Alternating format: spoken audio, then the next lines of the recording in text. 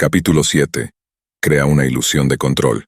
Un mes después de terminar con el caso de Jeffrey Schilling, en mayo de 2001, recibí órdenes del cuartel general de regresar a Manila.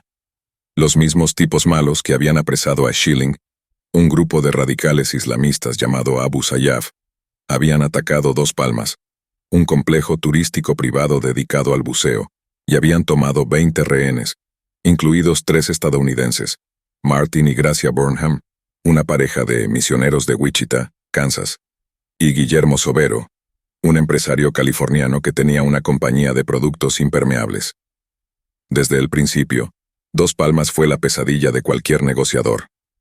El día después de producirse el secuestro, la recién elegida presidenta de Filipinas, Gloria Macapagal Arroyo, estableció la dinámica más beligerante y menos constructiva posible, declarando la guerra abierta al grupo Abu Sayyaf.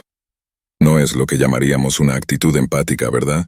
Pero las cosas todavía se pusieron peor. El ejército y la marina tuvieron una lucha territorial en mitad de las negociaciones, y cabrearon aún más a los secuestradores con varios intentos, chapuceros de asalto. Dado que había ciudadanos estadounidenses entre los secuestrados, la CIA, el FBI y los servicios de inteligencia militar de Estados Unidos entramos en juego y también tuvimos problemas entre nosotros.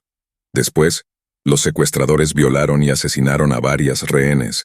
Luego llegó el 11S y el grupo Abu Sayyaf se vinculó a Al-Qaeda. La crisis concluyó en una orgía de tiros en junio de 2002, y para entonces, Dos Palmas se había convertido oficialmente en el mayor fracaso de toda mi carrera profesional. Llamarlo un choque de trenes sería demasiado generoso, si se entiende lo que quiero decir. Pero los fracasos plantan las semillas de los éxitos futuros, y nuestro fracaso en Filipinas no fue una excepción en ese sentido. Si el desastre de Dos Palmas me enseñó algo, fue que todos seguíamos, aferrados a una noción de la negociación, como si fuera un combate cuyo objetivo es desfondar al oponente hasta que se rinde. Rezar porque todo vaya bien, y no recular jamás. Cuando nuestro fracaso en Filipinas me obligó a cuestionar nuestras técnicas fallidas, volví mi atención hacia las teorías sobre negociación más recientes, algunas muy buenas, otras absolutamente disparatadas. Y fue así como me topé con un caso acaecido en Pittsburgh, que transformó por completo mi percepción de las dinámicas interpersonales que se establecen en las conversaciones de negociación. De las cenizas de Dos Palmas, aprendimos una lección que cambiaría para siempre la forma en la que el FBI afronta las negociaciones en casos de secuestro. Aprendimos que negociar consiste en persuadir, no en vencer, en controlar, no en derrotar. Más importante aún, aprendimos que negociar con éxito consiste en lograr que la otra parte trabaje para nosotros y que sea ella quien termine sugiriendo la opción que nos interesa. Se trata de generar la ilusión de que la otra parte controla el proceso mientras eres tú quien está dirigiendo realmente la conversación. La herramienta que desarrollamos a tal efecto es lo que yo llamo preguntas abiertas o calibradas. Lo que hace es neutralizar la agresividad en las conversaciones, dando cuenta abiertamente de la situación de la otra parte sin oponer resistencia. Hacerlo permite introducir ideas y peticiones, sin sonar amenazante. Permite dar pequeños empujones. Enseguida pasaré a explicarlo en mayor profundidad, pero baste decir por el momento que consiste en algo tan sencillo como eliminar la hostilidad de la afirmación. No puedes marcharte para convertirla en una pregunta. ¿Qué esperas conseguir marchándote? No intentes negociar en medio de un tiroteo. En cuanto llegué a Manila para trabajar en el caso Burnham Sobero, me enviaron al sur, a la región de Mindanao, donde el ejército filipino estaba atacando con armas de fuego y cohetes un complejo hospitalario en el que se habían atrincherado los secuestradores de Abu Sayyaf con los rehenes. Aquel no era lugar para un negociador, porque es imposible sostener un diálogo en mitad de un tiroteo. La situación empeoró aún más. Cuando me levanté al día siguiente me informaron de que los secuestradores habían escapado con los rehenes durante la noche. Que se hubieran escapado fue la primera señal de que esa operación iba a ser un absoluto desastre, y de que el ejército filipino era el socio menos fiable que uno pudiera imaginar.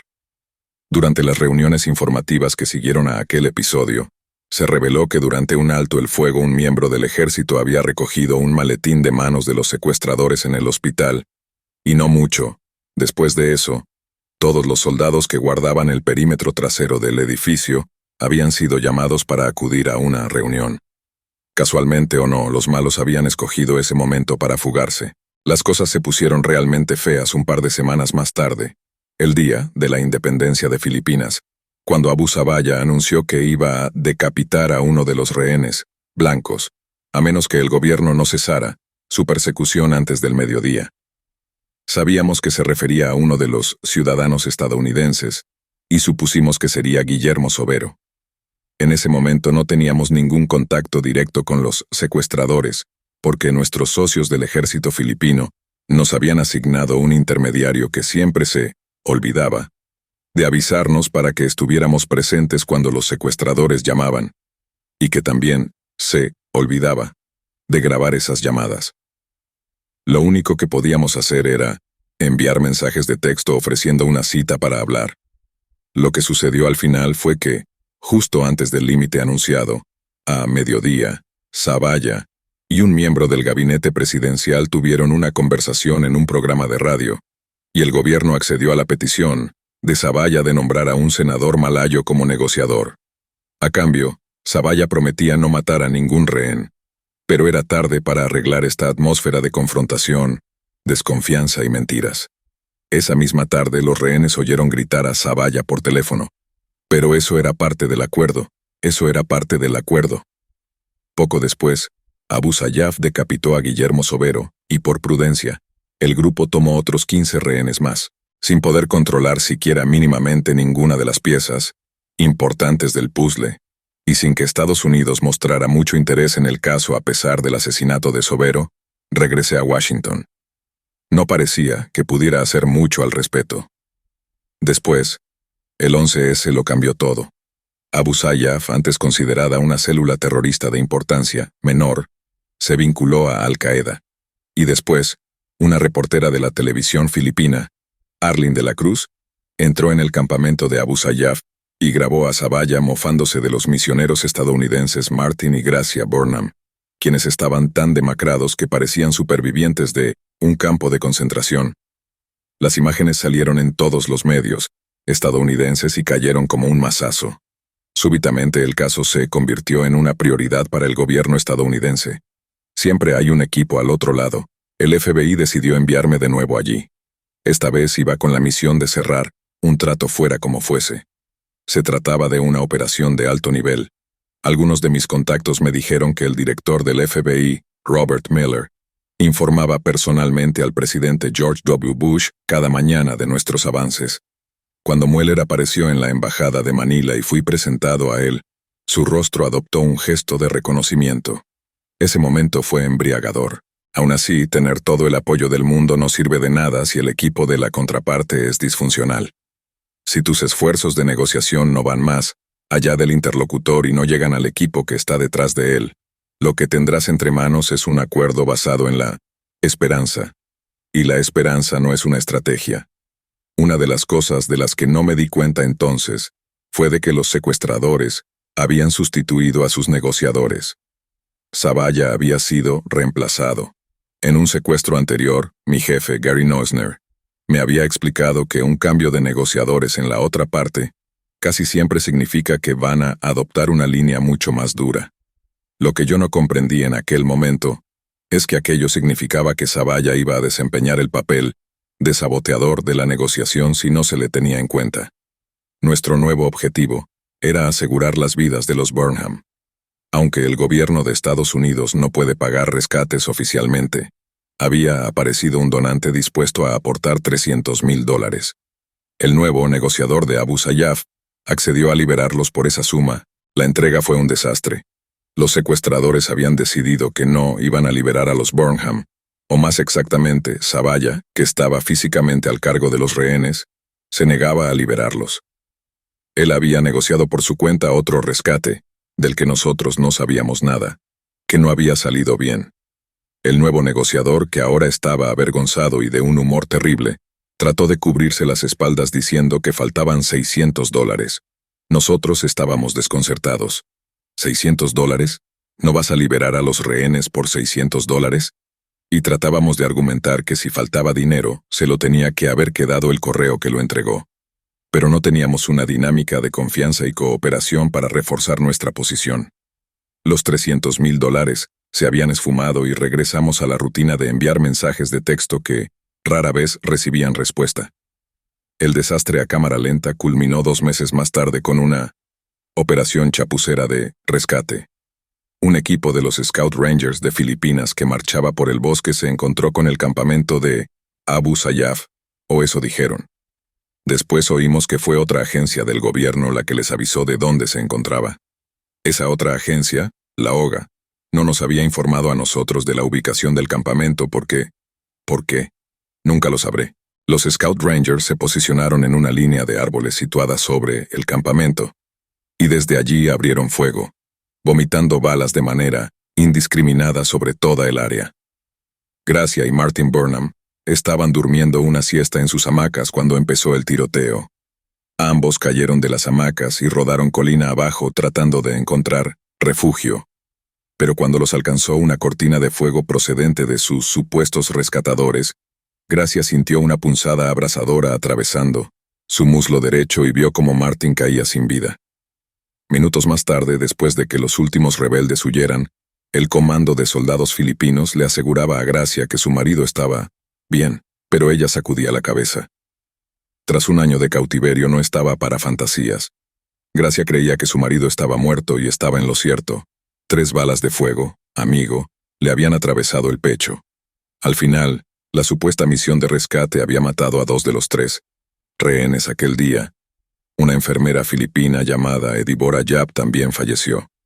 Y el pez gordo, Zabaya, había escapado y seguiría con vida varios meses más.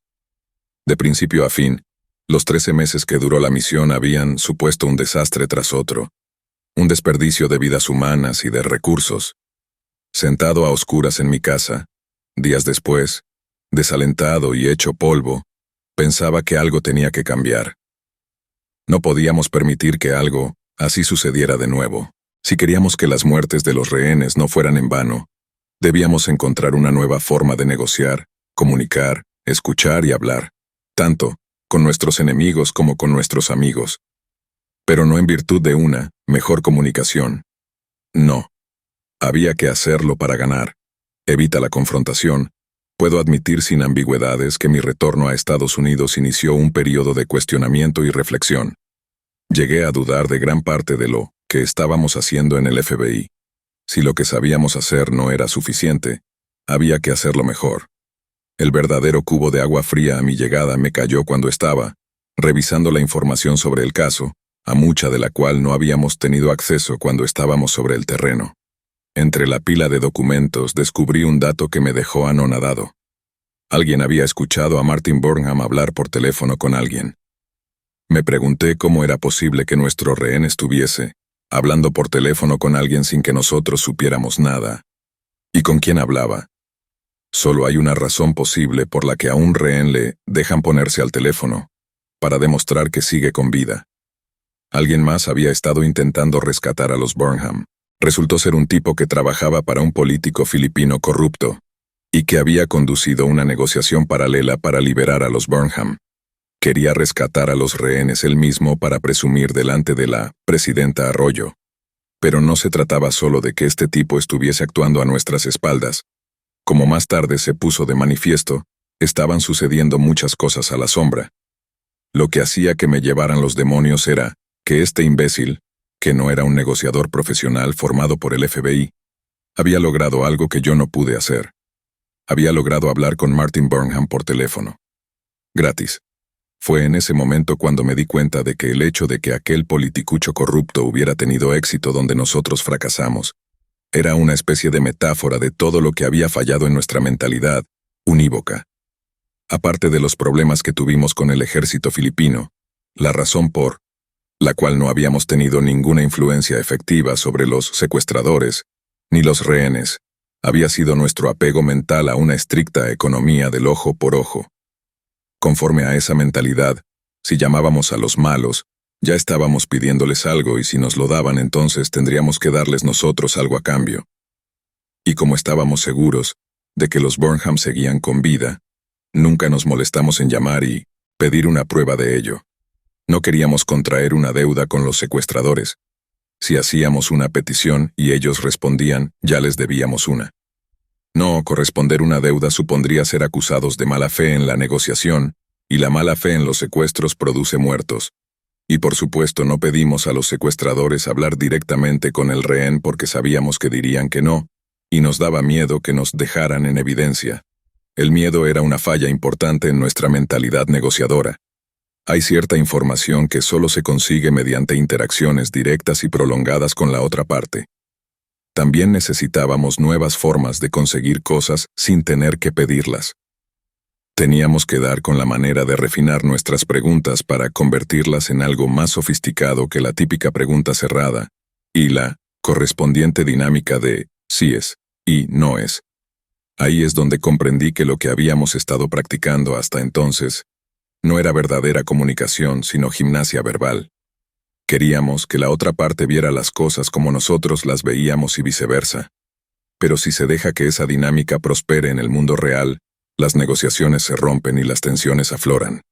Ese espíritu, sin embargo, permeaba todo lo que hacía el FBI. Todo se convertía en un enfrentamiento, tenso. Y no funcionaba. Nuestro enfoque de las pruebas de vida en las negociaciones era un ejemplo de todos estos problemas. En aquella época, comprobábamos que nuestros rehenes estaban vivos, haciendo preguntas que solo el rehén podía conocer. Preguntas parecidas a las de los protocolos de seguridad informáticos, del tipo, ¿cómo se llamaba el primer perro que tuvo Martin? O, ¿cuál es el segundo nombre del padre de Martin? Sin embargo, esta clase de preguntas específicas también eran problemáticas. En el ámbito de los secuestros eran una señal clara de que los cuerpos de seguridad habían tomado cartas en el asunto. En cuanto la familia de un secuestrado empieza a hacerlas, se hace evidente que hay un grupo de policías asesorándoles y eso pone muy nerviosos a los secuestradores. Incluso dejando de lado los nervios, está el problema añadido de que responder preguntas como esas no requiere prácticamente ningún esfuerzo. Los malos consiguen la respuesta y te la dan en el momento porque es muy sencillo. Pum, pum, pum. Sucede tan rápido que no consigues ganar ninguna ventaja táctica, ninguna información útil ni provocar ningún esfuerzo por su parte para conseguir el propio objetivo. Y toda negociación, bien llevada, debe ser un proceso de recogida de información que dirige a la contraparte en la dirección que te interesa. Lo peor de todo, los malos saben que acaban de darnos algo, una prueba de vida, lo que desencadena todo el proceso relacionado con el gen humano de la reciprocidad. Nos guste reconocerlo o no, una regla universal de la naturaleza humana en todas las culturas es que cuando alguien da algo espera algo a cambio. Y nadie da nada más hasta que no le den ese algo a cambio. Ahora bien, nosotros no queríamos iniciar esa cadena de reciprocidad porque no queríamos dar nada a nuestros oponentes. ¿Qué sucedió entonces? Todas nuestras conversaciones se convirtieron en confrontaciones, paralizantes entre dos partes decididas a conseguir algo de la otra sin ceder, nada a cambio. El miedo y el orgullo nos impedían comunicarnos realmente. Por eso fracasamos, mientras soquetes como ese retorcido político filipino se entrometían y conseguían lo que nosotros necesitábamos, desesperadamente, comunicación sin reciprocidad. Me volví a sentar y me pregunté, ¿cómo diablos podemos conseguir algo así? Suspende el descreimiento mientras me devanaba los sesos tratando de averiguar cómo había conseguido aquel político ruin hablar por teléfono con Martin Burnham. Y nosotros no, el FBI de Pittsburgh recibió un caso de secuestro. Mi colega Chuck me trajo las cintas del caso porque todo le parecía muy raro. Un camello de Pittsburgh había secuestrado a la novia de otro camello, y por las razones que sea el novio había acudido al FBI para pedir ayuda. Llamar al FBI parecía contrario a sus intereses, siendo camello y demás, pero lo hizo porque no importa quién seas, cuando necesitas ayuda acudes al FBI, ¿no? En las cintas podía oírse a nuestros negociadores de rescates, que iban en el coche con el camello en apuros mientras negociaba con el camello secuestrador. Normalmente indicamos al interlocutor que pida al secuestrador una prueba de vida fehaciente del tipo, ¿cómo se llamaba el osito de peluche de la chica cuando era pequeña? Pero en esta situación, nuestro camello todavía no había sido aleccionado sobre cómo hacer la pregunta correcta. Así que en mitad de la conversación con el secuestrador, soltó a bocajarro, «Oye, perro, ¿Y cómo sé que ella está bien? Y entonces sucede lo más divertido. El secuestrador se queda callado durante 10 segundos. La pregunta le había pillado por sorpresa, y dice: bueno, le diré que se ponga. Yo estaba pasmado porque aquel camello ramplón acababa de conseguir una victoria gloriosa en una negociación. Conseguir que el secuestrador deje voluntariamente que la víctima se ponga al teléfono es un logro enorme. Ahí es cuando tuve mi revelación. Pues claro. Y comprendí que esa era la técnica que estaba buscando. En vez de hacer una pregunta cerrada, con una sola clase de respuesta correcta, él había formulado una pregunta, abierta, pero calibrada de tal manera que había forzado a la otra parte a detenerse y pensar cómo resolver el problema. Pensé: esto es perfecto, es una pregunta natural y normal. No es una petición oficial de un hecho. Es una pregunta del tipo cómo y usar cómo.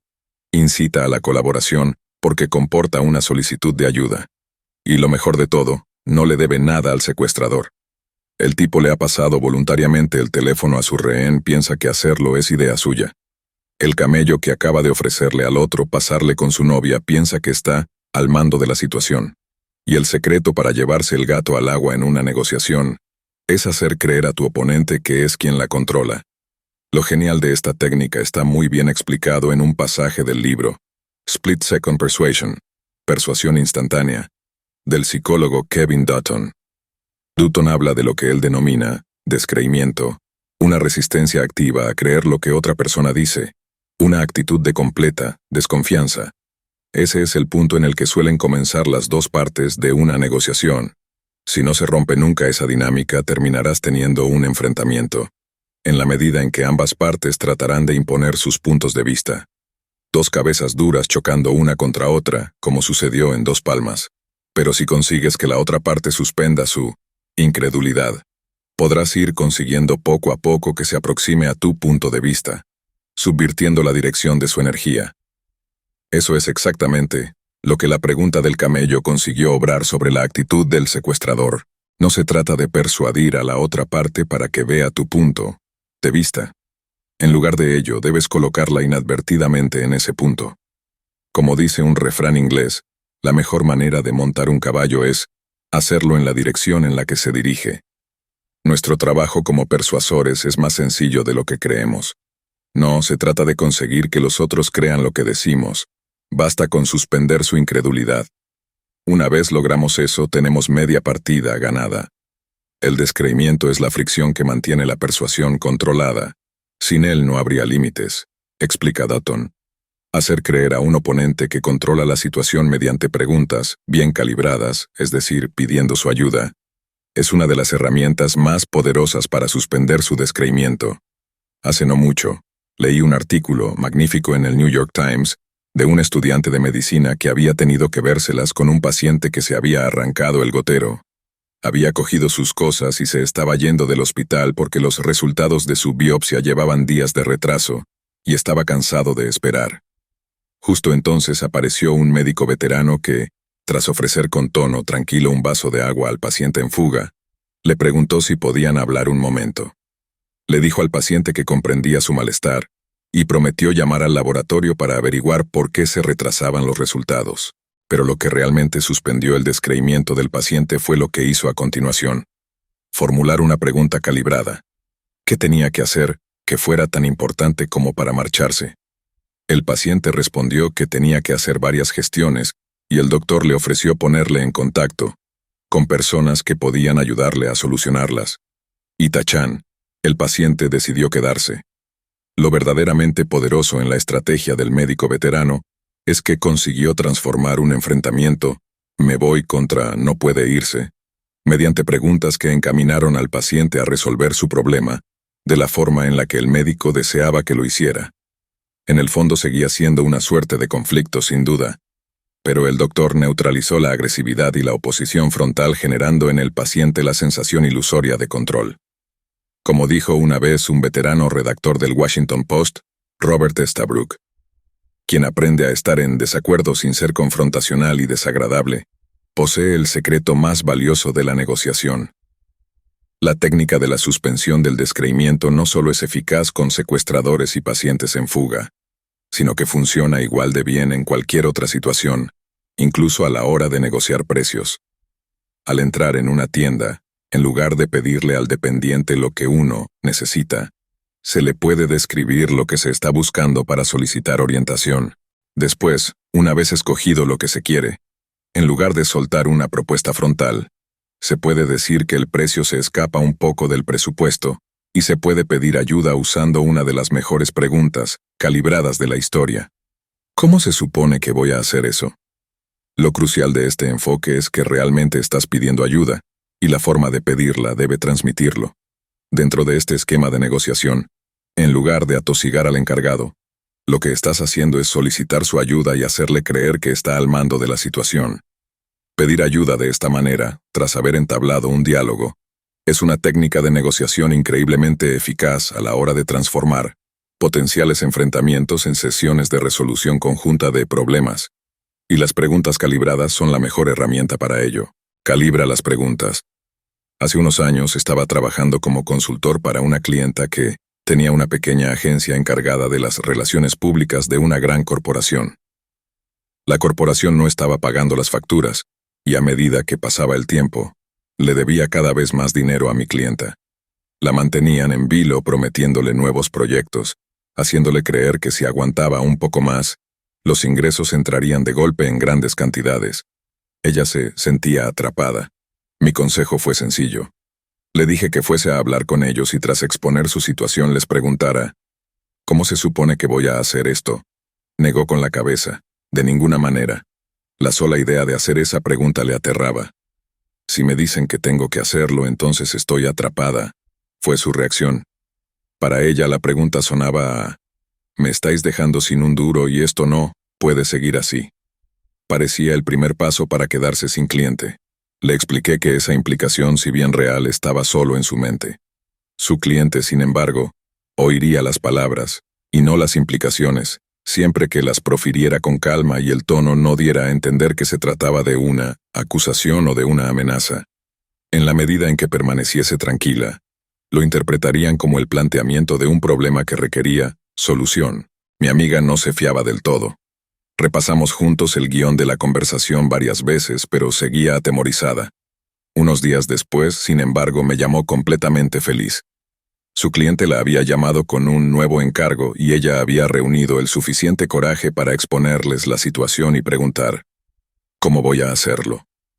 La respuesta fue, llevas razón, no puedes hacerlo y te pido disculpas. El cliente le explicó que estaban atravesando una serie de problemas internos, pero le dio un nuevo contacto en el departamento de contabilidad y le dijo que se le pagaría en 48 horas. Y así fue. Pensemos ahora por qué funcionó la pregunta de mi clienta. Sin acusar a la otra parte de nada, obligó a la gran empresa a entender su problema y a ofrecerle la solución que ella quería. La situación resume a la perfección lo que pueden lograr las preguntas abiertas cuando están bien calibradas para lograr un efecto específico. Al igual que palabras y expresiones como quizá, tal vez, creo que o parece que, las preguntas calibradas de final abierto suavizan la agresividad de las afirmaciones confrontacionales y de las exigencias cerradas, neutralizando así la posibilidad de irritar a la otra parte. Lo que hace que funcionen es que están supeditadas a cómo las interprete el interlocutor, en lugar de estar rígidamente definidas. Te permiten introducir ideas y peticiones sin sonar autoritario o agresivo. Esa es la diferencia entre un «me estáis dejando sin un duro y esto no puede seguir así» y «¿cómo queréis que lo haga?». La verdadera belleza de las preguntas calibradas es que no incluyen un objetivo susceptible de ser atacado, como si hacen las afirmaciones.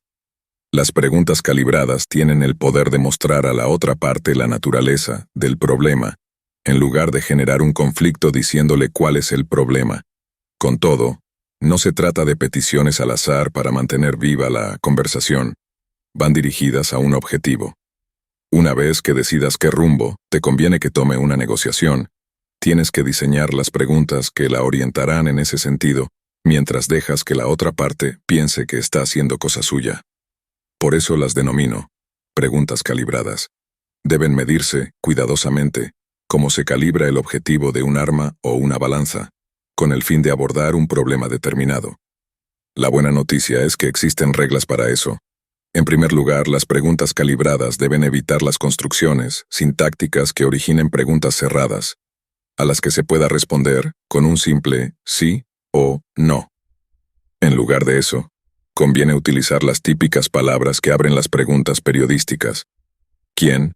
¿Qué? ¿Cómo? ¿Cuándo? ¿Dónde? ¿Y por qué? Esas partículas incitan a la otra parte a pensar y a dar una respuesta más extensa. La lista puede acortarse aún más. Es mejor empezar con qué, cómo y a veces por qué. Nada más. Quién, cómo y dónde a menudo solo servirán para que tu interlocutor comparta un dato con nosotros pero sin pensar. ¿Y por qué puede ser contraproducente? Sin importar en qué idioma se exprese, implica una acusación en potencia y eso rara vez jugará a tu favor. El único caso en el que se puede emplear por qué con éxito es aquel en el que la actitud defensiva que suscita refuerce el cambio que estés intentando que la otra parte vea. Ejemplos. ¿Por qué ibas a cambiar la manera en la que siempre has hecho las cosas para probar la mía? O, ¿por qué iba vuestra compañía a cambiar su proveedor de toda la vida para probar con nosotros? Como siempre, emplear un tono de voz que muestre respeto y deferencia es fundamental. Si no es para casos similares, conviene evitar el por qué, como si fuera un hierro candente. Ni tocarlo. Contar con tan solo un par de palabras para abrir la conversación. No parece un gran arsenal, pero créeme, el qué y el cómo pueden usarse para calibrar prácticamente cualquier pregunta. ¿Crees que esto te gustaría? Se puede transformar en ¿qué opinión te merece esto? O ¿cómo lo ves? Puedes incluso preguntar ¿qué es lo que no ves de esto? Y probablemente saques algo de información útil del interlocutor. Incluso una pregunta tan agresiva como ¿por qué has hecho eso? Puede calibrarse y convertirse en ¿qué te impulsó a hacerlo?, restando emotividad y rebajando el nivel acusatorio de la pregunta. Conviene hacer preguntas calibradas desde el principio de la negociación y hacerlo a menudo. Algunas de ellas pueden emplearse en el arranque de casi cualquier tipo de negociación. ¿Cuál es el mayor obstáculo al que nos enfrentamos? Es una de ellas. Hace que la otra parte te muestre algo sobre ella. Algo crítico para toda negociación porque toda negociación consiste en recabar información. He aquí algunas preguntas calibradas que yo empleo en prácticamente cualquier negociación, dependiendo de la situación. ¿En qué sentido esto es importante para ti? ¿Cómo puedo contribuir a hacer que esto sea mejor para ambos? ¿Cómo te gustaría que procediera? ¿Qué es lo que nos ha conducido hasta esta situación? ¿Cuál es el objetivo? ¿Qué estamos intentando conseguir aquí? ¿Cómo se supone que voy a hacer eso? Lo que debe estar implícito en cualquier pregunta calibrada bien diseñada es que tú quieres lo mismo que tu interlocutor, pero necesitas de su inteligencia para resolver el problema. Funciona especialmente bien con interlocutores muy agresivos o egocéntricos. No solo estás pidiendo ayuda implícitamente, apelando a la buena voluntad de la otra parte para que baje las defensas, sino también construyendo una situación en la que un interlocutor que era previamente recalcitrante empieza a emplear sus recursos emocionales y mentales para resolver tus dificultades. Ese es el primer paso para que interiorice tus prioridades y los obstáculos que conllevan, como si fueran las suyas, y eso lo orienta hacia el diseño de una solución. Tu solución. Recuerda cómo empleaba las preguntas calibradas el médico veterano para conseguir que el paciente se quedara. Esa historia muestra que la mejor manera de lograr que una persona vea las cosas tal como las vemos nosotros no es enfrentarse a ella. Usted no puede marcharse de aquí, sino reconocer abiertamente su postura. Comprendo que se sienta molesto, y después conducirla hacia la solución del problema. ¿Qué pretende conseguir marchándose? Como ya he dicho, el secreto para llevarse el gato al agua en una negociación es hacer creer a la otra parte que controla la situación. Por eso, las preguntas calibradas suenan ingenuas. Su objetivo es lograr que el interlocutor se sienta al mando, cuando eres tú quien dirige realmente la conversación. La otra parte no tiene ni idea de hasta qué punto la estás encajonando con tus preguntas. Una vez estaba negociando con uno de mis jefes en el FBI sobre la posibilidad de asistir a un programa de Harvard para ejecutivos. Ya había accedido a pagar los costes del viaje, Pero el día antes de partir me convocó en su oficina y empezó a cuestionar el sentido del viaje. Yo le conocía demasiado bien y sabía que lo que quería era demostrar que allí mandaba él. Así que después de un rato de conversación, le miré y le pregunté, «Cuando aprobaste este viaje, ¿qué era lo que tenías en mente?».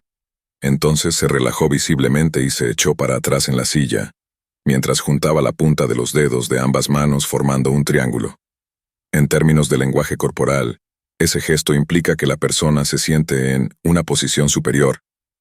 «Mira», me dijo, «solo asegúrate de que informas a todo el mundo al respecto cuando vuelvas». La pregunta, calibrada para reconocer tácitamente su poder y orientada a que se explicase, generó en él una ilusión de control. Y consiguió justo lo que yo quería. ¿Cómo conseguir que no te paguen? Detengámonos un momento aquí, porque hay algo vital que conviene recordar cada vez que abordemos una negociación armados con nuestro arsenal de preguntas calibradas. A saber, todo lo anterior está muy bien, pero hace falta algo más. Sin autocontrol emocional, la cosa no funciona. Lo primero que menciono cuando estoy formando a nuevos negociadores es la importancia del autocontrol. Si no podemos controlar nuestras propias emociones, ¿cómo vamos a influir en las emociones de la otra parte? Pondré un ejemplo para ilustrar mejor lo que digo. No hace mucho, una estratega de marketing que trabajaba como freelance acudió a mí con un problema. Uno de sus clientes había contratado a un nuevo consejero ejecutivo, un tacaño cuya estrategia consistía en reducir costes externalizando tantas funciones como pudiera. Además, el nuevo consejero era también un machista al que no le gustaba el estilo asertivo de mi clienta. Inmediatamente ambos comenzaron a enredarse en llamadas de trabajo, empleando el tono pasivo-agresivo omnipresente en el ámbito corporativo estadounidense. Después de varias semanas así, mi clienta decidió que ya había tenido bastante. Envió al consejero una factura por el último trabajo que había realizado, por un importe de cerca de $7,000, y manifestó educadamente que el acuerdo no estaba funcionando bien y que mejor lo dejaban ahí. El consejero respondió que la factura le parecía demasiado alta, que pagaría la mitad y que ya hablarían del resto más adelante. Después, dejó de responder a las llamadas de mi clienta.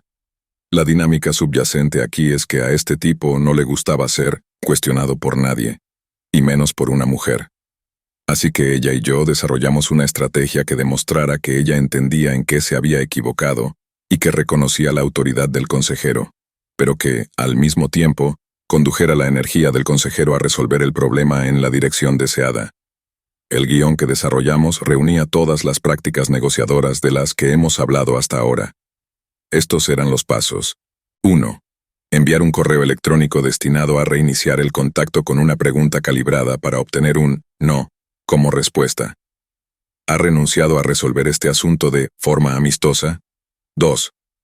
Una afirmación que utiliza la única respuesta posible, así es, para iniciar una dinámica de acuerdo. Parece que considera que el importe de la factura no está justificado. 3. Preguntas calibradas sobre el problema y dirigidas a revelar qué piensa la otra parte. ¿En qué sentido viola esta factura nuestro acuerdo? 4. Más preguntas orientadas a obtener una negativa con el fin de eliminar barreras no expresadas. ¿Quiere decir que le he engañado? ¿Quiere decir que no he hecho lo que se me pidió? ¿Quiere decir que he incumplido nuestro acuerdo? ¿O quiere decir que le he fallado? 5. Etiquetar sus respuestas y reproducir su contenido esencial, si no son aceptables, para obligarle a reconsiderarlas. Parece que considera que mi trabajo no cumple con los requisitos de calidad, o que mi trabajo no reúne la calidad estipulada. 6. Una pregunta calibrada en respuesta a cualquier oferta de pago que no cubra el importe completo de la factura, con el fin de emplazarle a ofrecer una solución. ¿Cómo se supone que podría aceptar algo así? 7. Si nada de lo anterior produce como resultado una oferta de pago completo, añadir un párrafo que apele a su voluntad de control y a su autoridad. Creo que es usted la clase de persona que se precia de la forma en que hace negocios, y con justicia, y que tiene talento no solo para hacer que el negocio crezca, sino también para gobernar el barco de la manera más eficiente. 8. Una larga pausa y finalmente otra pregunta más dirigida a obtener un no. ¿Quieres ser conocido como alguien que no cumple lo acordado? Por mi larga experiencia en negociaciones, sé que un guión como este tiene un 90% de posibilidades de tener éxito, pero solo si el negociador sabe mantener el tono sereno y racional, y ese solo sí no es poca cosa. Mi clienta en este caso no lo consiguió. El primer paso, el correo mágico, funcionó mejor de lo que imaginaba, y el consejero la llamó en 10 minutos, sorprendiéndola. Pero casi de inmediato, su rabia se hizo manifiesta al escuchar el tono paternalista de su interlocutor. Su único deseo era demostrarle que él estaba muy equivocado e imponer su voluntad, así que la conversación terminó en un enfrentamiento que no fue a ningún lado. Probablemente no hace falta que diga que ni siquiera cobró la mitad de la factura. Teniendo todo esto en cuenta, me gustaría concluir este capítulo con un consejo sobre cómo mantener una actitud racional en una negociación. Para tener alguna posibilidad de llevarse el gato al agua, no basta con que conozcas las mejores técnicas y estrategias, tienes que saber regular tus emociones. La primera regla a la hora de mantener las emociones a raya es saber morderse la lengua. No lo digo literalmente, claro está.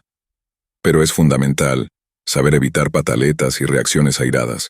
Date tiempo para pensar y dejar que las pasiones se disipen. Eso te permitirá articular mejor las ideas y ser más prudente con lo que digas.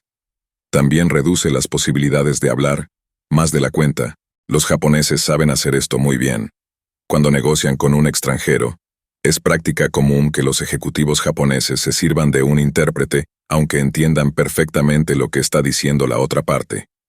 La razón es que la presencia del traductor les concede un margen de distancia y tiempo para armar mejor su respuesta. Otra regla muy sencilla consiste en no contraatacar cuando te sientas verbalmente atacado. En lugar de eso, es mejor tratar de desarmar al interlocutor formulándole una pregunta calibrada. Pruébalo la próxima vez que un camarero o un dependiente trate de enredarte en una escaramuza verbal. Prometo que cambiará completamente el tenor de la conversación.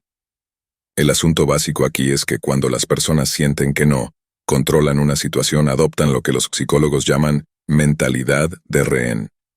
Es decir, en momentos de conflicto reaccionan a su falta de control bien adoptando una actitud extremadamente defensiva, bien tirándose a la yugular.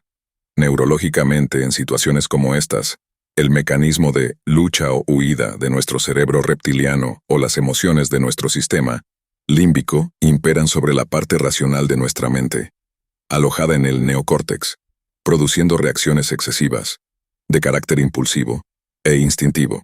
En una negociación como en la que mi clienta sostuvo con aquel ejecutivo, esto siempre produce un resultado negativo. Así que tienes que entrenar a las neuronas del neocórtex para que se impongan a las emociones de tus otros dos cerebros. Eso implica saber morderse la lengua y aprender a modificar el propio estado mental, de manera voluntaria, a otro más positivo.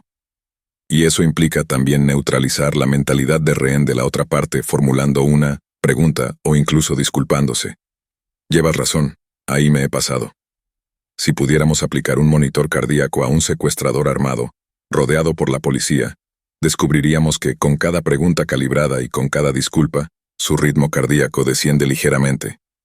Y así es como se genera una dinámica en la que se pueden hallar soluciones. Lecciones clave.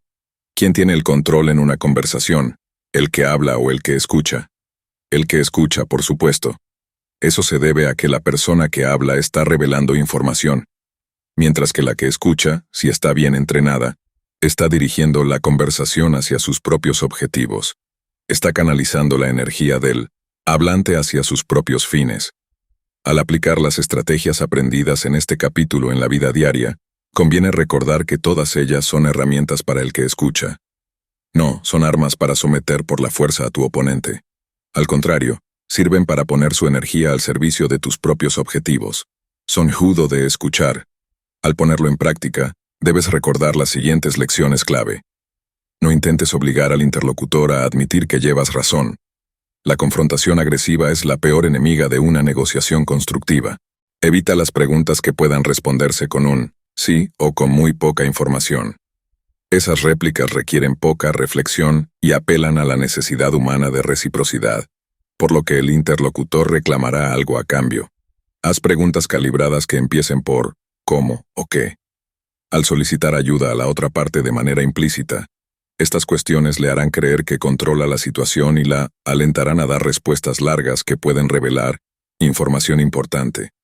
No hagas preguntas encabezadas por un ¿por qué?, a no ser que busques que el interlocutor defienda una postura que conviene a tus fines. Un ¿por qué? Anuncia siempre una acusación en cualquier idioma. Calibra las preguntas para orientar a la otra parte a solucionar tu problema. Aliéntala a que invierta su energía en dar con una solución. Aprende a morderte la lengua. En caso de sufrir un ataque verbal en una negociación, detente un momento y evita reacciones airadas. En lugar de eso, formula a nuestro interlocutor una pregunta calibrada. La otra parte siempre tiene un equipo detrás. Si no logras que tu influencia alcance a quienes están detrás de la mesa de negociación, serás vulnerable.